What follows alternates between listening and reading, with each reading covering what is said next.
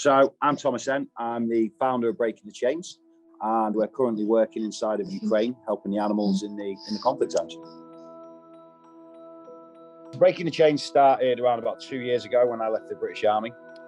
Originally, we went around to areas in the world that were full of neglect and animal abuse and corruption towards animals and stuff like that. So we went over there to raise awareness in these countries, in these certain areas.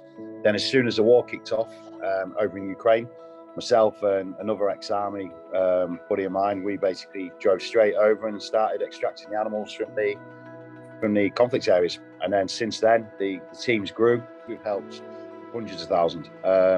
We've delivered around about 700 tons worth of food to the conflict areas and stuff in Ukraine. As far as removing animals from the conflict areas, around about 3,500 in total. So we're currently building our own shelter in Ukraine. So at our location now, we've got around about 55 dogs with us and around about 40 cats. We've also got a shelter inside of Romania, which has currently got around about 100 dogs. Yeah, so obviously each situation is different, and we work inside the conflict areas. So areas where towns, cities are under constant bombardment from the Russian. Obviously from the Russians, so you've got the threat of like artillery, mortars, airstrikes. We've been in some locations where we've been incredibly close to the Russian front line, around about 500 metres away, whilst extracting animals from shelters with bombs dropping around us. That was interesting.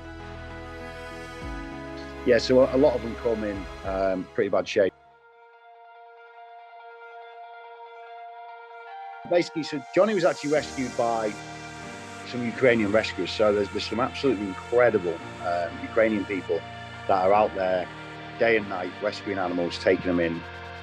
So we got a phone call about Johnny, and Johnny was shot. He was shot in a village.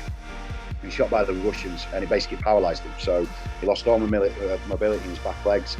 But he actually crawled around about 2 miles to the Ukrainian military, who then obviously got him and took him to the incredible rescuers over to the east, that then took care of him, reached out to us. We went in and we got him. Johnny is an absolute lunatic. So he just wants to be off, running around. I know the moment we put him in that wheelchair and he gets to grips with it, he's going to be gone. It's going to be like a racing car. So it'll be great for him running around, playing, getting that mental stimulation that he needs, because he's a crazily active boy. He just needs that physical and mental stimulation so he can go around and do what he does so he don't get too bored.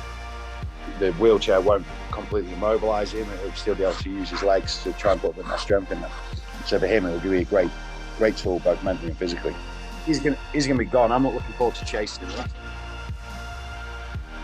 So what happened with Phoenix was an airstrike came in, and basically he was near the airstrike when it landed, and he took his feet off. Basically, they require a lot of attention, but the reward for that attention is absolutely amazing. So just make sure anybody who wants to adopt, obviously, an animal like Johnny or Phoenix, that they're aware that they require a lot of attention, but it's all rewarding in the end.